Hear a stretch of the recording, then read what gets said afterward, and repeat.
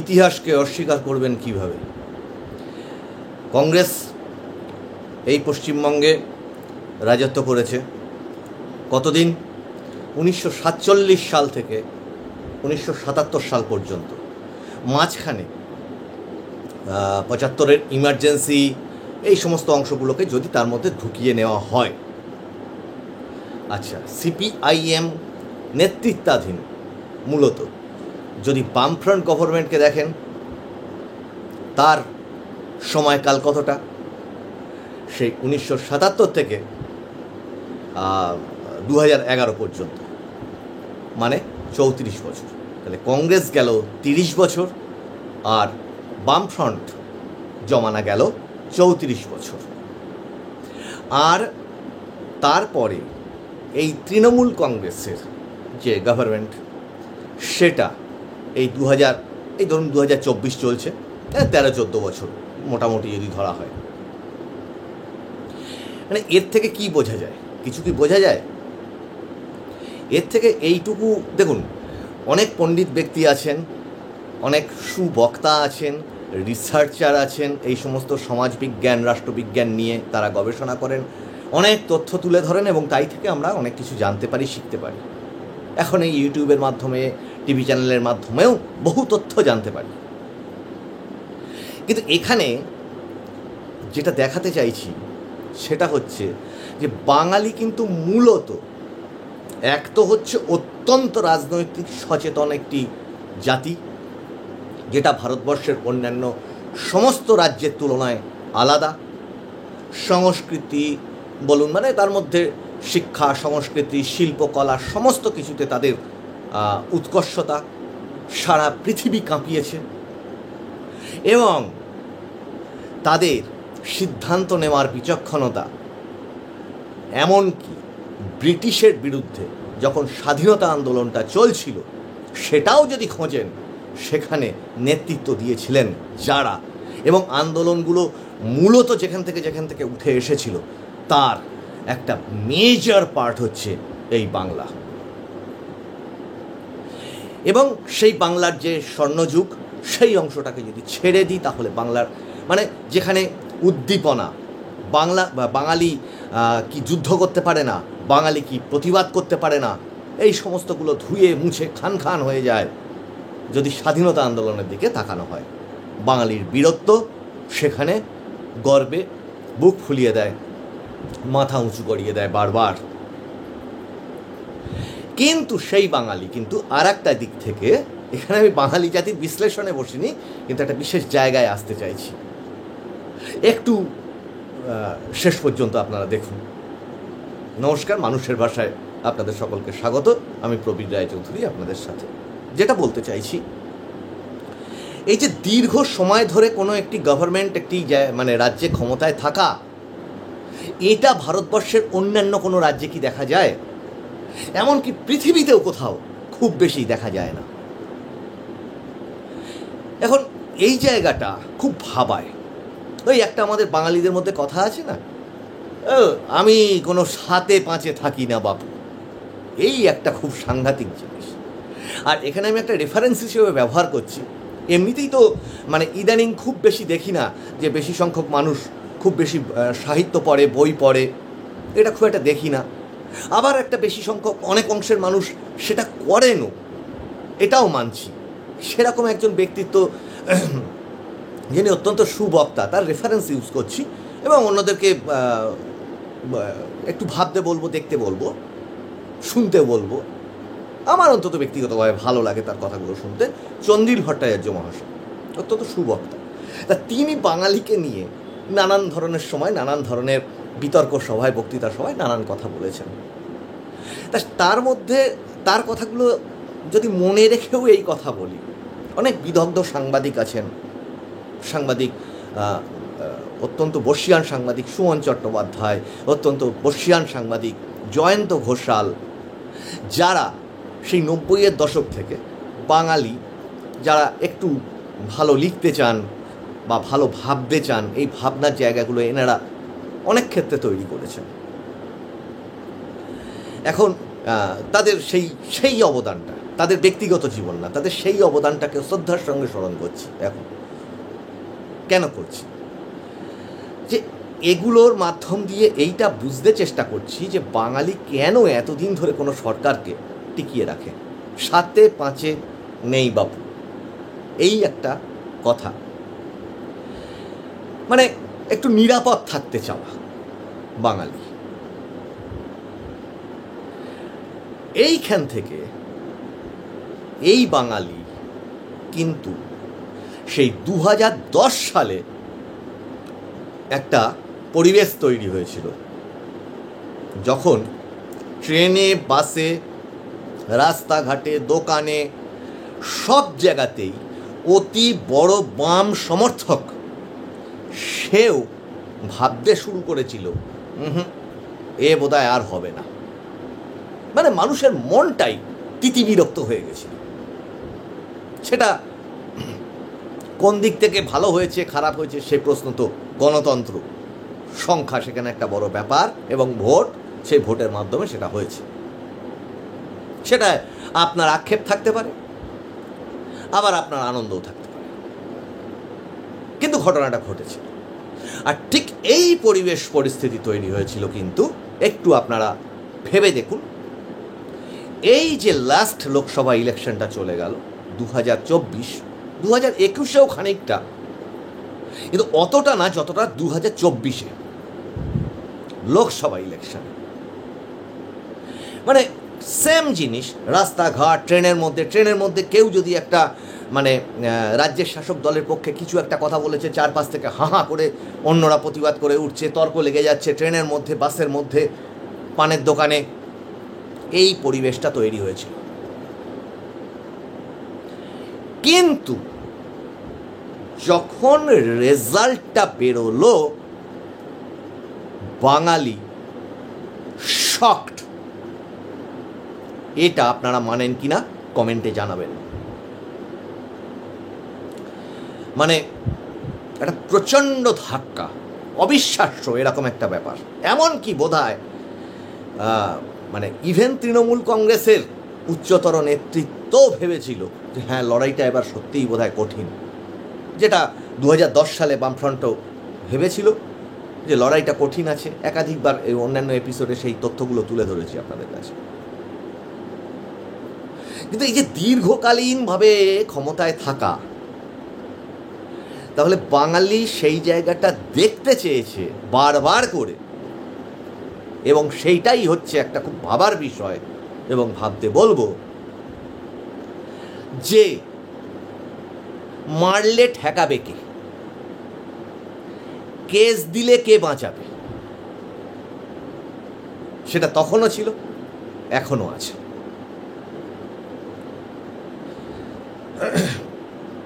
ভাবুন 2024-এর যে উন্মাদনাটা বিজেপির পালে হাওয়া দিয়েছিল, সেটা কি আজব রহস্যজনক এক কারণে সেটা মানে ভোটে, মানে রেজাল্টে প্রতিফলিত হলো না। এবং বাঙালি বিশ্বাস করে নিল। তৎপরবর্তীতে আরও যে সমস্ত ঘটনাগুলো ঘটতে থাকলো, বিভিন্ন মামলা মোকদ্দমাগুলোয় বিভিন্ন মানুষের ছাড়া পেয়ে যাওয়া, এবং অভয়াকাণ্ড, এবং অভয়াকাণ্ডের পরে বিচার প্রক্রিয়া আর যেন আর এগোচ্ছে না, এরকম একটা পরিস্থিতি তৈরি হওয়া, বাঙালি শকড এবং ধুস, ও কিচ্ছু হবে না, এই একটা মনোভাব কিন্তু বাঙালি মধ্যে ঢুকেছে। আপনারা বলতেই পারেন বাঙালি বেজায় খুশি। আমারও মাঝে মধ্যে মনে হয় বাঙালি তো বেজায় খুশি। প্রথমত এগুলো হচ্ছে অত্যন্ত ভেবে দেখবেন যে রাজনৈতিক কৌশলের দিক থেকে আপনি গালাগাল বন্ধ করুন, কিন্তু রাজনৈতিক কৌশলের দিক থেকে ভাবুন, ক্লাব কোথায় থাকে? পাড়ায় পাড়ায় থাকে। আচ্ছা, মহিলারা, তাদের এখনো পর্যন্ত সামাজিক যে অবস্থান, অধিকাংশ মহিলাই আমাদের সমাজে কর্মজীবী হয়ে গেছেন এমনটা নয়। মেয়েরা, তাদের মানে এখনো সমাজ এত অগ্রগতিশীল মানে জায়গায় চলে আসেনি যে মেয়েরা পড়াশুনো করাবে, একটি অভাবগ্রস্ত বাপ মায়ের একটি মেয়ে আছে, তাকে বিয়ে দিতে হবে।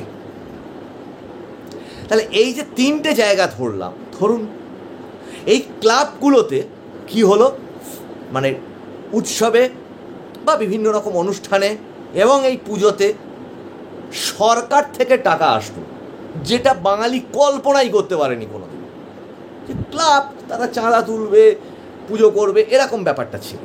ক্লাবে যে সরকার টাকা দেবে এটা বাঙালি ভাবতেই পারি না। আর পেলে কেনা ছাড়ে, পেলে কেনা ছাড়ে।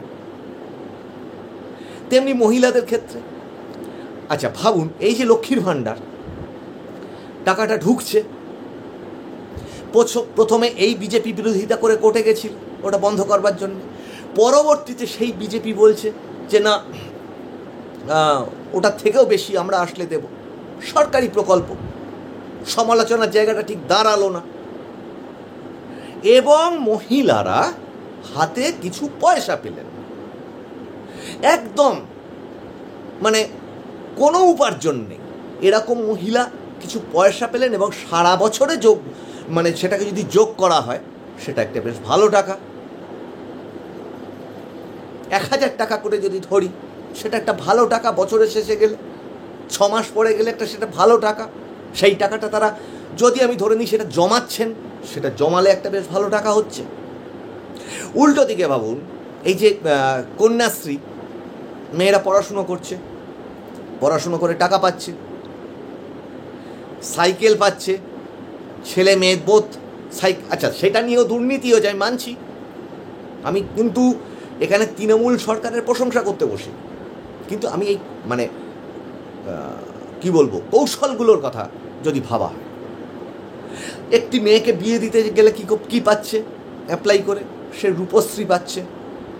এরকম আরও আরও আরও আরও কিছু আছে যেটাকে বলা হচ্ছে ভাতা রাজনীতি, ভাতা দেওয়া রাজনীতি। কিন্তু ওই যে বললাম, সাথে নেই পাঁচে নেই বাপু, এই বাপু ঠিক আছি, এই যে বাঙালি, এই বাঙালি কিন্তু এগুলো নিচ্ছে, কেউ বলছে না ও আমি নেব না, এটা কেউ বলছে না। অনেক দিন আগে ওই তাকেও মানে আমি কমেন্টে দেখি, এবং কুণালবাবু কিছু মনে করবেন না, অসংখ্য কমেন্টে সেই মানুষটিকে অনেক গালমন্দ ইত্যাদি করে অনেকে। তার যে কি বলবো, মামলা মকদ্দমার যে জীবনটা, সেই জীবনটাকে নিয়ে প্রচুর সমালোচনা হয় মাননীয় কুণাল ঘোষ মহাশয়। এই যে মাননীয় কুণাল ঘোষ মহাশয়টা এখানে উল্লেখ করলাম, এটা নিয়েও হয়তো কমেন্ট হয়ে যাবে। কিন্তু একটা ব্যাপার মানতে হবে, সিপিএমের সময় তাদের যে রাজ্য সম্পাদক ছিলেন অনিল বিশ্বাস মহাশয় প্রয়াত হয়েছেন। তিনি মানে এমন এমন কিছু ঘটনা মানুষের একেবারে মানে গা পিত্তি জ্বলে যাচ্ছে, তিনি সেইটাকে নিয়ে এমন এমন মানে প্রেসের কাছে এমন এমনভাবে তিনি বলতেন, এত কৌশলীভাবে তিনি কথা বলতেন, মানুষের গা পিত্তি জ্বলে গেলেও মাথা একটু শেষে মাথা নেড়ে বলতে হতো ব্যাপারটা তো ভাবার আছে, সত্যিই ভাবার আছে।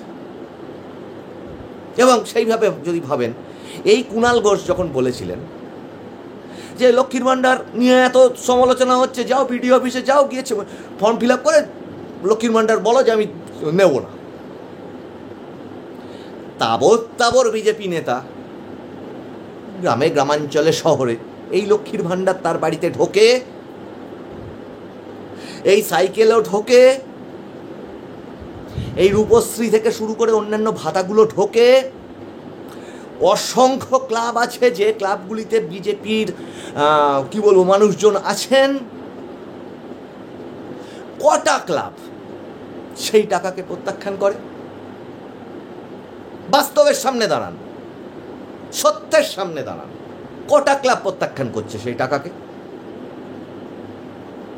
এই যে কঠিন বাস্তব, এই বাস্তবের জায়গাগুলোকে একটু যদি আপনারা বোঝেন, একটু অনুভব করবার চেষ্টা করেন, এবং তার ঠিক উল্টো উল্টো, ওই আগের দিন বলেছিলাম যে দাবায় তো কৌশলী চাল থাকে, এ পক্ষ একটা চাল দিল, ও পক্ষ অনেক ভেবে এমন একটা চাল দিল, এবার একে ভাবতে হবে। সেই ধরনের সুকৌশলী চাল তো দেখা যাচ্ছে না।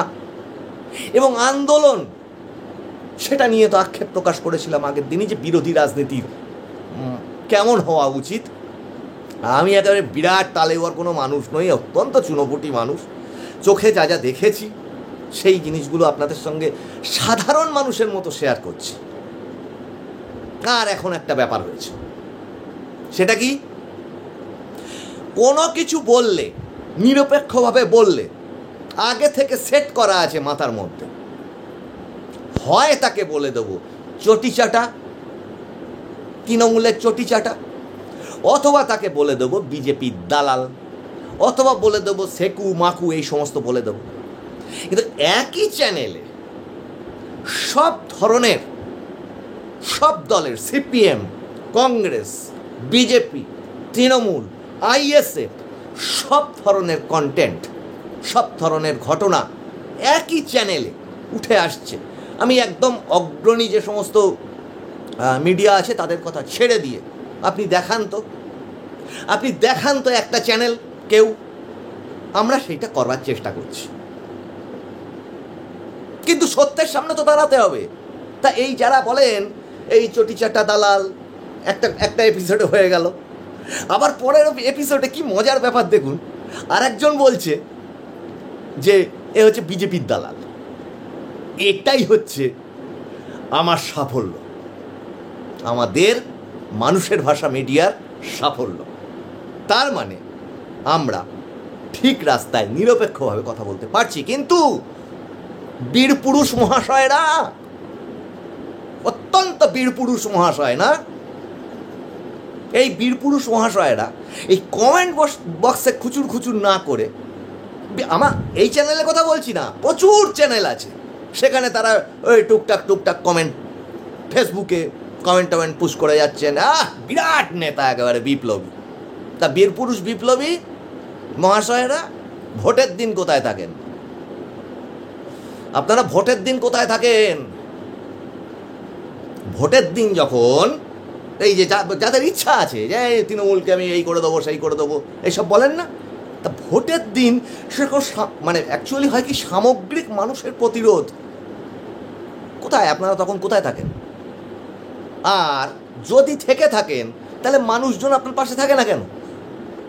সারা বছর ধরে কি কর্মকাণ্ড করেন আর কোন কন্ট্রিবিউশন মানুষদের প্রতি করেন, যাতে করে মানুষ আপনি দাঁড়াবেন আর 100টা মানুষ দাদা চলো করতে করতে আপনার পিছনে চলে যাবে? কোথায় থাকেন আপনারা? আর এইখানটাই হচ্ছে গণ্ডগোলটা। ভাবুন, আমি আগের কথাও বলেছিলাম, সমালোচনা করেছিলাম এবং বলেছিলাম স্বচ্ছ সমালোচনাকে বিচার করুন, স্বচ্ছ সমালোচনাকে গ্রহণ করুন, রাগ না করে। কি নবান্ন অভিযানের প্রসঙ্গ তুলেছিলাম, যেখানে শুভেন্দু অধিকারী এবং তার ঘনিষ্ঠ যে সমস্ত বিধায়ক, সাংসদ, এই সমস্তরা, তাদের কিছু দেখা গেল, অভিযানটা হলো দুপুর পর্যন্ত, এবং তারপরে কি হলো, যিনি অভিযানটা ডাক দিয়েছিলেন, অত্যন্ত কি বলবো, বিদ্বান মানুষ, সেই জায়গাটা নিয়ে কিছু বলছি না, কিন্তু অ্যাজ এ বিজেপির রাজ্য সভাপতি যিনি আন্দোলনটা ডাক দিলেন, তিনি সেদিনকে অনুপস্থিত হয়ে থাকলেন। এবং পরবর্তীতে যদি বলি, এই গতকালকের ঘটনা, ভাবুন, আজকের এপিসোডটা সেইটা নিয়ে বলছি।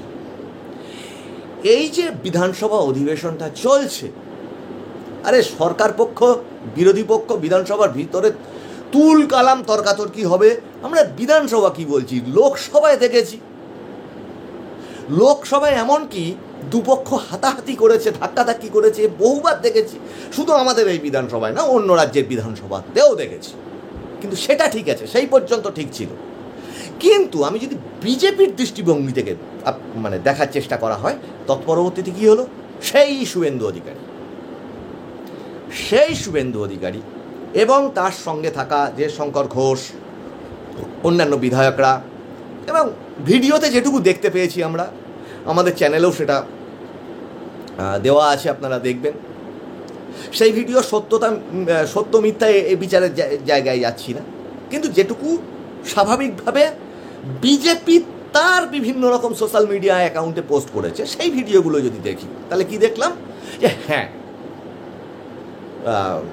বিজেপি বিধায়করা পড়ে গেছেন, আহত হয়েছেন, বিপুল তর্কাতর্কি হয়েছে, মার্শালরা তাদের ঘর থেকে বার করে দিয়েছে, এবং বাইরে বেরিয়ে এসে সেই শুভেন্দু অধিকারী প্রেস কনফারেন্স করছেন এবং তার সাথে আরও মানুষজন দাঁড়িয়ে আছেন, অ্যাম্বুলেন্সে সে কাউকে নিয়ে গেল ইত্যাদি ঘটনা ঘটলো তো।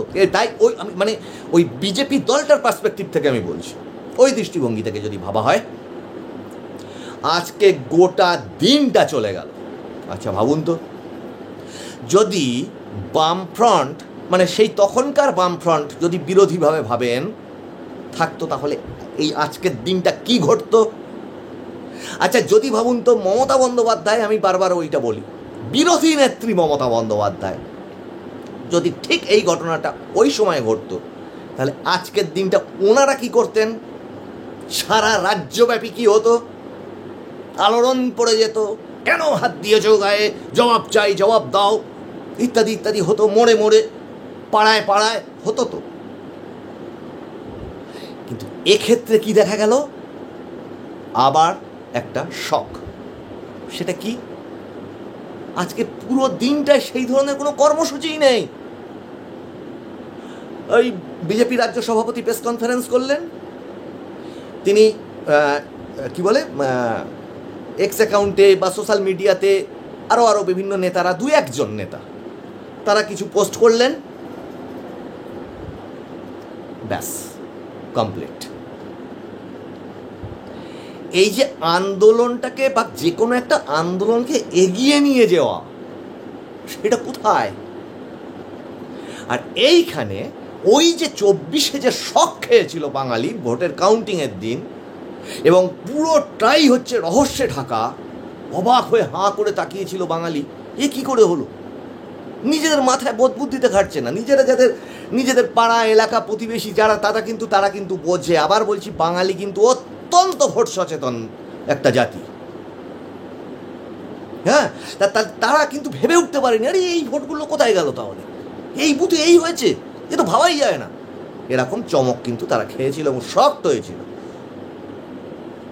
এবার সেই শক্ত বাঙালিকে যদি ঘুরে দাঁড়াতে হয়, ওই যাকে বলে, ওরে আত্মনাদের ঘা দিয়ে তুই বাঁচা, রবীন্দ্রনাথের কথা যদি ধরেন, নজরুল ইসলামের কথা যদি ধরেন, আচ্ছা এই ধরনের কোনো প্রতিবাদী সংলাপ, প্রতিবাদী মিছিল এগিয়ে যাচ্ছে, বাধা মানছি না, মানব না করতে করতে, এরকম কি কোথাও দেখা যাচ্ছে? এবার বলতে পারেন এখনও তো ভোট দেরি আছে, একটা অঙ্ক আছে, ঠিক ওই সময় থেকে এই সময় পর্যন্ত এই হবে, এই তো SIR আসছে, তাতেই অনেক কিছু হবে। এখন ভোটের স্ট্র্যাটেজি ওই সমস্ত করে হয়তো হয় না, হতেই পারে, হয়তো আমি ভুল বলছি, মাফ করবেন। এতগুলো মামলা আবার সেই দেখো না, অপেক্ষা করো না, ঠিক হবে, সব পরপর হবে, এগুলো তো আসার কথা। কিন্তু মানুষ তার অ্যাপ্লিকেশান চাইছে, অ্যাপ্লিকেশানটা হলে তবে কিন্তু মানুষ কনফিডেন্স পাবে। উইদাউট অ্যাপ্লিকেশান মানুষ চোখের সামনে কিছু দেখতে পাচ্ছে না, যে ঘটনাটা ঘটছে মানুষ কিছু দেখতে পাচ্ছে না। আর আক্ষেপের জায়গাটা এই যে এই এত কিছু হওয়া সত্ত্বেও, এই বিধানসভাতে এত কিছু হওয়া সত্ত্বেও আজকের পুরো দিনটা কিছুই হলো না। আর একটু পিছিয়ে যাব, অপারেশন সিন্দুর। আচ্ছা, অপারেশন সিন্দুরে আপনি নরেন্দ্র মোদীকে সমালোচনা করেন তৃণমূলের পক্ষে হয়ে, বা যাই করেন, অপারেশন সিন্দুরে ইন্ডিয়ান আর্মির যে ভূমিকা এবং তৎপরবর্তীতে পাকিস্তানের যে গুটিয়ে যাওয়া, বা যে সমস্ত তথ্যগুলো আমরা পেয়েছি যে বিপুল ক্ষতির সম্মুখীন হয়েছে পাকিস্তান, একটা রাজনৈতিক দলের দৃষ্টিকোণ থেকে বলছি, আমি আমার মতো বলছি না, একটা রাজনৈতিক দলের দৃষ্টিকোণ থেকে, যে দলের নেতৃত্বে সেটা হলো, তারা কি করলো? তারা মানে ওই অপারেশন সিন্দুরের কিছু ওই মোটরসাইকেল র্যালি এই ধরনের বিভিন্ন সময় বিভিন্ন জায়গাতে বার করলেন, ব্যাস। দেওয়ালে পোস্টারে মিটিংয়ে সেই জিনিসটাকে নিয়ে চাগিয়ে তোলা মানুষকে হলো না। আর এখন এই তো আবার বলছি, এটা কি হলো? এত বড় ঘটনা যদি বিধানসভায় ঘটে যায়, সেটাকে নিয়ে ইস্যুভিত্তিক আন্দোলন, গণতান্ত্রিক আন্দোলন কোথায়? আর এই জায়গাগুলো নিয়ে এই সামনের দিন আমি দেখছিলাম যে শ্রমিক ভট্টাচার্য মহাশয় ওই বুথ সশক্তিকরণ একটি সভা তাদের পার্টি অফিসে করেছিলেন এবং সেটি তার এক্স হ্যান্ডেলে পোস্ট করেছিলেন। তার নিচে বেশ কিছু কমেন্ট আছে, সেখানেও কিন্তু সাধারণ বিজেপি কর্মীদের ক্ষোভ সেখানে ঝরে পড়েছে যে বিভিন্ন বুথ কমিটিতে আপনি মানে তাদের, সেটা অবশ্যই তাদের সাংগঠনিক ব্যাপার, কিন্তু সেই সাংগঠনিক ব্যাপারটাই তো আলোচনার বিষয়। পাড়ায় পাড়ায়, গ্রামে গ্রামে নেতৃত্ব দেওয়ার মতো শিক্ষিত এবং সাহসী মানুষকে যদি না বেছে নেন, যে মানুষ লোভী না, যে মানুষ স্যাক্রিফাইস করতে প্রস্তুত, তাদের যদি বেছে না নেন, তাহলে পরিণতি কি? আর এই বিরোধী দলনেতা শুভেন্দু অধিকারী তাকে এটাও বলার, সাধু সাবধান, পিছনে শয়তান, এটা একটা আমাদের কথা আছে, মানে চালু কথা। ওই 2024-এর ফল এটা স্বয়ং শুভেন্দু অধিকারীও বোধহয় বিশ্বাস করেন না যে ওরকম হতে পারত। তাহলে কেন হলো, কোথায় হলো, সেটা বেছেই যদি চলেন তাহলে তো আবার সেই একই কথা বলতে হবে যে মশাই রাজার পাগড়ি বাঁধতে বাঁধতে যুদ্ধই শেষ হয়ে যাবে। আমি প্রবীর রায়চৌধুরী, আপনাদের সঙ্গে এতক্ষণ ছিলাম মানুষের ভাষাতে। আপনাদের মত থাকতে পারে, ক্ষোভ থাকতে পারে, রাগ হতে পারে, পছন্দ হতে পারে, অপছন্দ হতে পারে, সব রকমই হতে পারে। সামাজিক বার্তার জন্যে আপনারা কমেন্ট করুন আপনাদের মতামত, সেই কমেন্ট আরও ছড়িয়ে পড়ুক আপনাদের মাধ্যমে। এই এপিসোডে এই পর্যন্ত, আপনাদের সঙ্গে দেখা হচ্ছে আবার সামনের এপিসোডে। আপনারা নজর রাখুন মানুষের ভাষার পর্দায়। নমস্কার।